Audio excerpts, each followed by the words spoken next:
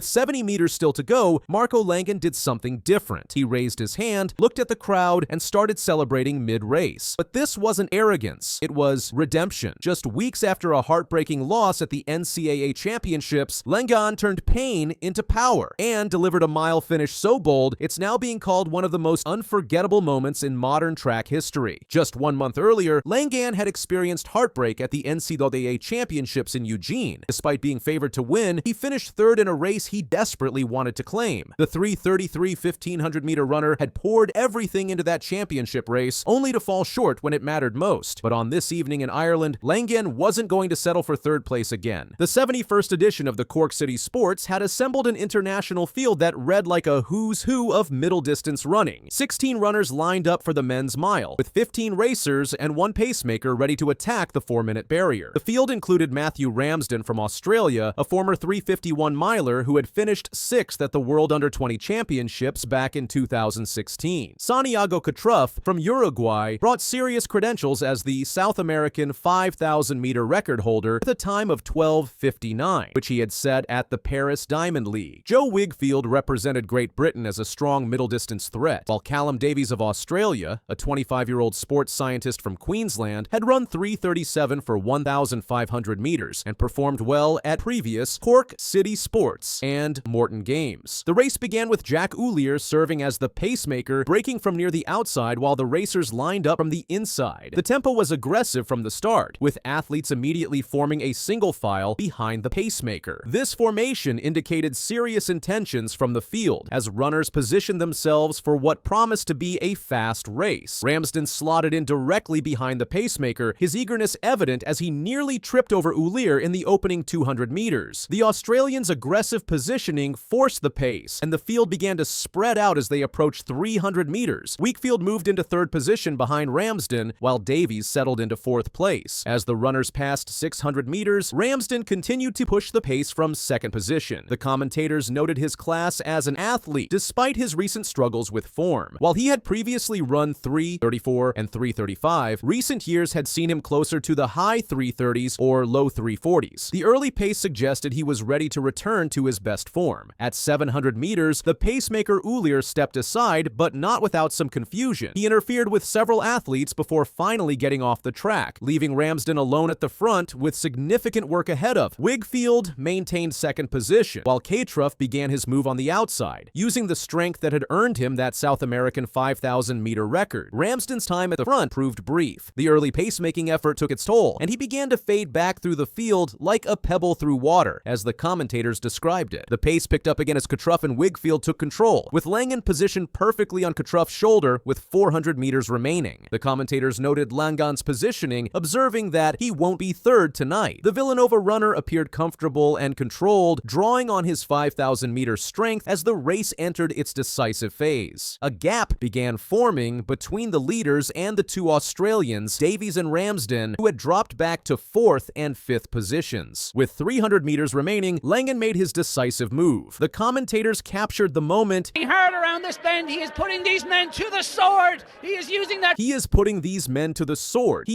that 5,000-meter strength. Not, Catruf attempted to respond, but Langan's acceleration proved too strong. Wigfield remained in contention, but the gap continued to grow as Langan powered around the bend. At 200 meters to go, Langan had established clear separation from the field. Catruf had nothing left to give, and Wigfield couldn't match the American's finishing speed. Langan continued to pull away, and it became clear that no one would challenge him from behind. The celebration began with 70 meters still remaining. Langan raised his hand, looked left and right, and waved to the crowd. The commentators captured his personality. He's celebrating early. He's a showman. He's a star. He is a showman. He is a star. He crossed the finish line in 3:54 on the clock, later confirmed as 3:54.60, a new personal best that took 1/10 of a second off his previous mark. Catruf held on for second place, while Louis Milan came through for third in a breakthrough performance. Mullen had entered the race with a personal best of 4 minutes and 1 second, but he didn't just break the 4-minute barrier. He demolished it with a time of approximately 3 minutes and 56.9 seconds. The Irishman's performance performance demonstrated the quality of the field and the fast conditions on the night. Langan twisted his ankle slightly as he crossed the finish line, but the injury proved minor compared to the magnitude of his celebration. The emotional investment that drove his performance had roots in his approach to competition, which he had articulated after his NCAA Championships disappointment. "I'm scared as hell when I get out here. I'm shaking. I'm nervous," Langan had explained in his post-NCAA interview. NCAA track. I'm scared as hell when I get out here. I'm shaking, I'm nervous, I can't hold a conversation with people. I can't talk to people on the phone, I can't talk to people, look them in the face. It's hard for me, but I don't come out here intimidated. I just come out here nervous and scared because you're just scared of failure and scared of losing. And I can't hold a conversation with people. I can't talk to people on the phone. I can't talk to people, look them in the face. It's hard for me, but I don't come out here intimidated. I just come out here nervous and scared because I was just scared of failure and scared of losing. His philosophy on pre-race anxiety revealed the intensity he brought to competition. it's supposed to be stressful. If you don't have anxiety before a race, you should go to a hospital. You have something wrong with you. You know, if you're not scared, you're not prepared. It's supposed to be stressful. If you don't have anxiety before a race, you should go to a hospital there, like you have something wrong with you. If you're not scared, you're not prepared. Langan compared his mental state to primitive survival instincts. Here's what keeps us alive as human beings. You go back into primitive days and back in time to cavemen trying to hunt down a lion. Bro, their brain's going crazy, you know? Like, they're going insane. And that's anxiety, that's the adrenal gland in your brain shooting adrenaline to your heart and making you get heightened senses and more emotional and more attached to surviving. Fear is what keeps us alive as human beings. You go back to primitive days and back in time to caveman trying to hunt down a lion, bro. Their brain's going crazy, you know? Like, they're going insane, and that's anxiety. That's the adrenal gland in your brain shooting adrenaline to your heart and making you get heightened senses and more emotional and more attached to surviving. This intensity translated into his racing mentality. Out here, and it's usually just win or die, you know? To me, it just doesn't matter unless you... I come out here, and it's usually just win or die, you know? To me, it just doesn't matter unless you win. While acknowledging his NCAA disappointment, he explained his recovery process. I'm gonna probably have a good hour or two of crying to myself, but you know, that shit has to happen if you want. I'm going to probably have a good hour or two of crying to myself, but you know, that has to happen if you want to reach the next level. The emotional investment he described proved crucial to his development. Well, if you're not emotionally invested and it doesn't affect your day-to-day life, I don't think you... If you're not emotionally invested and it doesn't affect your day-to-day life, I don't think you care enough. Langan's victory at Cork City Sports represented more than just a personal best. As a college athlete, he had defeated a field of seasoned international professionals, demonstrating that the American collegiate system could compete at the highest levels globally. His tactical execution was flawless. He positioned himself perfectly throughout the race, timed his move to perfection, and delivered when it mattered most. Marcus O'Sullivan, the legendary Villanova head coach, watched his athlete's performance with pride. The victory suggested Langan was ready to build toward a professional career with potential for sub-350 times in his future. Langan's performance at Cork City Sports transformed a moment of NCAA heartbreak into international triumph, showcasing both his athletic ability and the compelling personality that track and field desperately needs. His 354.60 mile, achieved with a celebration that began 70 meters before the finish line, proved that sometimes the most audacious moments create the most memorable victories. Great start from Seville, who's got a little bit of a march on Noah Lyles. Lyles has got some work to do. Seville is going really well here. Seville's going to win this. Brilliant rid. He even has time to salute. 9.85. Here he is again, Hannah. It is an absolutely lightning start from oblique Seville. Zarnell Hughes struggling out of the blocks. Blake good out of the blocks for Jamaica as well. Noah Lyles was coming. He did manage to maintain his form, maintain that momentum as we saw in the 200, but it was just too little too late for the Olympic champion, as he was just playing catch-up, chasing shadows throughout this men's 100 metres. And oblique Seville, I think, will be absolutely delighted with that win. There was a rogue story that went out a few days ago saying he wasn't even going to be able... I'd say that, you know, you of course going to see oblique out there. and just being like, okay, don't let it get to your head. Just go try and chase them. Just reel them in little by little, just like any race. And then, of course, there's the moment where you cross the line. You're like, well, I didn't get it this time.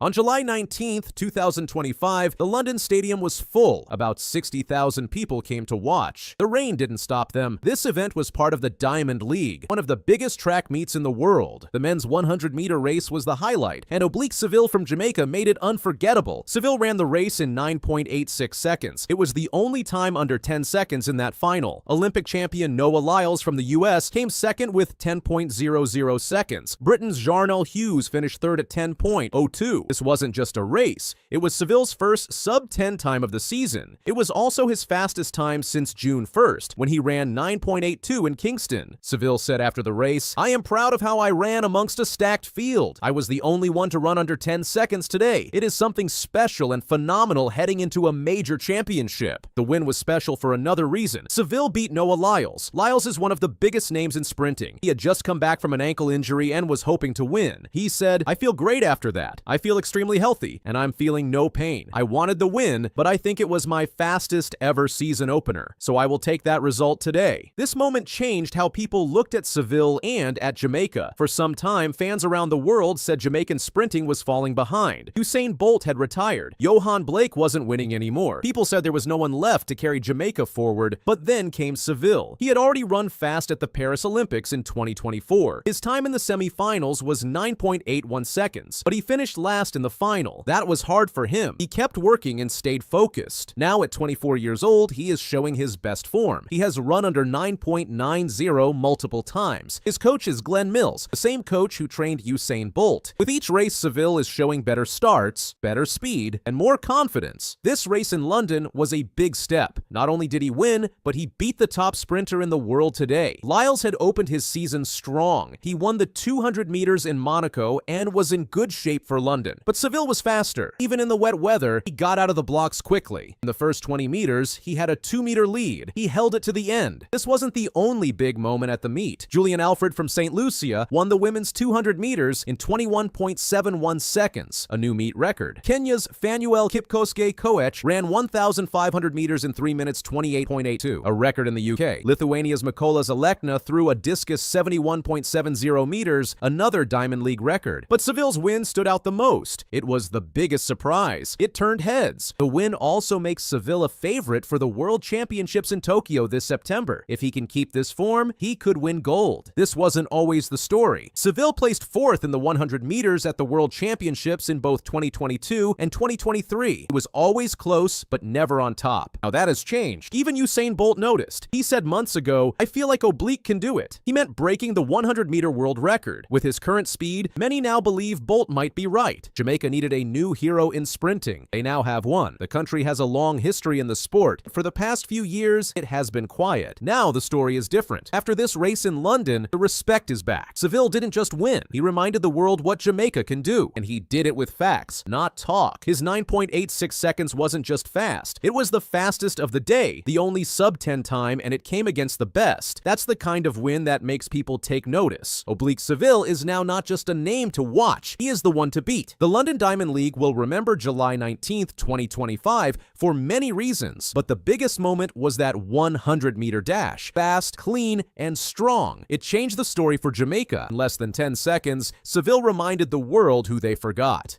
Now, no one will forget him again. Second time of asking. Keep an eye on Cameron Daly out of Raleigh, North Carolina. Track Explosion, her club, and that is exactly what we're seeing here. 11:39. Talk about setting the bar.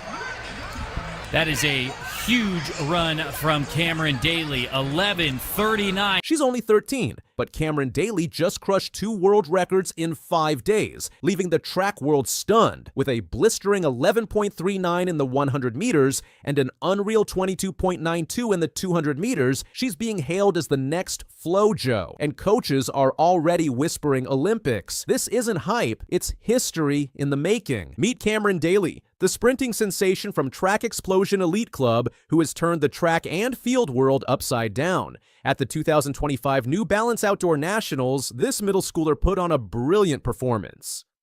The buzz started when a track and field fan posted on social media just 3 days before her breakthrough performance. She moves like FloJo. This comparison seemed impossible, considering Florence Griffith Joyner's legendary records of 10.49 seconds in the 100 meters and 21.34 seconds in the 200 meters from 1988 still stand unchallenged after 37 years. The moment Cameron Daly stepped onto the track for the middle school girls' 100-meter prelims, it became clear this wasn't just another young athlete testing her speed. This was history in the making. The clock stopped at a jaw-dropping 11.39 seconds with a legal plus 1.6 meters per second wind at her back. Daly didn't just win, she demolished records. She shattered the meet record of 11.87 seconds set by Parker Coase in 2024 and crushed the world best for 13-year-olds, previously held by Melanie Doggett at 11.53 seconds. But Daly wasn't finished. In the final, she blazed down the track in 11.35 seconds. While wind dated at plus 2.5 meters per second, the message was loud and clear. This wasn't a fluke. Cameron Daly had arrived, and she was just getting started. 5 days later, on June 22nd, Cameron Daly delivered another masterclass in the girls' 200-meter middle school final. With what appeared to be an effortless stride, she crossed the finish line in a staggering 22.92 seconds with a plus 1.7 meters per second wind reading. This mark wasn't just fast, it was a new age group world best. Daly's time would have earned her second place in the championship girls final and ranked her third nationally among high school athletes. Her closest competitor, Maya Arundel, trailed by a notable 0.29 seconds. The 13-year-old had now claimed 2 track and field world records in just 5 days. Following Cameron Daly's electrifying final day performance, the official X account of HBCU Track and Field summed it up perfectly. This is unreal. To compete in 2 different events over 4 days and set world records in both requires extraordinary talent, stamina, and focus. Daly's brilliance extends far beyond just the nationals. The sprinting prodigy has been making waves throughout the season. Just 2 weeks prior to her 100-meter breakthrough, she stunned the community with a 51.67 in the 400-meter, establishing a new national middle school record for her age group. Her progression in the 200 meters has been equally jaw-dropping. Back in January at the 2025 VA Showcase, Daly clocked a solid 23.76 seconds. By May, she had slashed nearly a full second off that time, recording an incredible 22.90 seconds. This represents a progression that would be impressive for any elite sprinter, but for a 13-year-old, these performances are nothing short of sensational. In just 3 weeks, Cameron Daly has scorched through the 100 meters, 200 meters, and 400 meters, setting records in all 3 events. The track and field world has responded with a mixture of shock and excitement. 22.9 at 13 years old is diabolical, one stunned track and field fan posted on social media. Another fan wrote, "Farther down the line, but this girl ran an 11.300 and a 22.9200 at 13 years old. Insane! Early days, but a dark horse to be a high school athlete on the 2028 U.S. Olympic team." This Olympic speculation isn't just hype, it's becoming a genuine conversation. If Daly makes that leap to the 2028 Olympics, she could find herself in the same historic conversation as Sydney McLaughlin-Levrone, who in 2016 became the youngest American track and field athlete to qualify for the Olympics since the 1980 U.S. boycott. One post captured the growing attention coaches all around the country are looking at this young lady. Another fan expressed what many are feeling. "I'm so excited to watch her grow. The comparisons to Florence Griffith Joyner carry extraordinary weight when you understand FloJo's complete dominance of women's sprinting." Born Florence Dolores Griffith on December 21, 1959, in Los Angeles, she grew up as the 7th of 11 children in the Watts section of the city. Like Daly, Griffith Joyner showed early promise, joining the Sugar Ray Robinson organization as an elementary school student and winning the Jesse Owens National Youth Games at ages 14 and 15. Her athletic journey took her through California State University, Northridge, and UCLA, where she qualified for the 1980 Olympics in the 100 meters, but couldn't compete due to the U.S. boycott of the Moscow Games. Florence Griffith Joyner's path to immortality began at the 1984 Los Angeles Olympics, where she won silver in the 200 meters. But it was at the 1988 U.S. Olympic trials where she achieved the impossible. In the 100-meter quarterfinals, she stunned the track world by running 10.49 seconds, breaking the world record by a massive 0.27 seconds. Over the two-day trials, she recorded the 3 fastest 100-meter times in women's history,